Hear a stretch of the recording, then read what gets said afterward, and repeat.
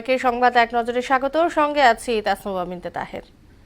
নতুন বাংলাদেশ গঠনে অন্তর্বর্তী সরকার যে সংস্কার উদ্যোগ নিয়েছে তার বাস্তবায়ন করা যথেষ্ট কঠিন হবে। বিশেষ করে জনগণের আকাশ সমান প্রত্যাশা পূরণ করা সরকারের জন্য বিরাট চ্যালেঞ্জ হয়ে দাঁড়াবে। এক প্রতিবেদনে এমন পর্যবেক্ষণ জানিয়েছে আন্তর্জাতিক ক্রাইসিস গ্রুপ আইসিজি। সরকারের ১০০ দিন পূর্তিতে সংস্কার বাস্তবায়ন উদ্যোগ গতিশীল করার তাগিদ দিয়েছে সংস্থাটি।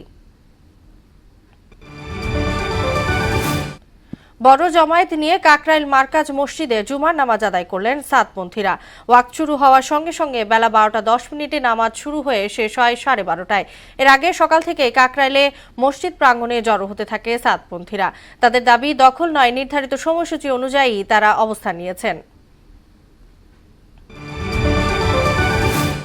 দীর্ঘ ৩.৫ মাস বন্ধ থাকার পর আবারও চালু হলো সিরাজগঞ্জ এক্সপ্রেস ট্রেন। ভোর ৬টায় শহরের বাজার স্টেশন থেকে ট্রেনটি ঢাকার উদ্দেশ্যে ছেড়ে যায়। এ সময় যাত্রীদের ফুল দিয়ে শুভেচ্ছা জানানো হয়। প্রথম দিনই ঢাকাগামী যাত্রী ছিল চোখে পড়ার মতো। ট্রেনে চড়ে সরাসরি ঢাকা যেতে পেরে উচ্ছ্বসিত সিরাজগঞ্জবাসী। দায়িত্ব গ্রহণের পর প্রথম কাজই হবে রাশিয়া ইউক্রেন যুদ্ধ বন্ধ করা, জানিয়েছেন যুক্তরাষ্ট্রের নবনির্বাচিত প্রেসিডেন্ট ডোনাল্ড ট্রাম্প।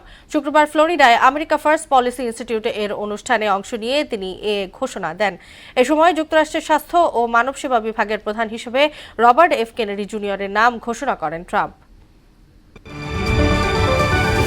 শ্রীলঙ্কায় আগাম পার্লামেন্ট নির্বাচনে বড় জয় পেয়েছে দেশটির নতুন বামপন্থী প্রেসিডেন্ট অনুরা কুমারা দিশানায়েকের নির্বাচনী জোট ন্যাশনাল পিপলস পাওয়ার এনপিপি।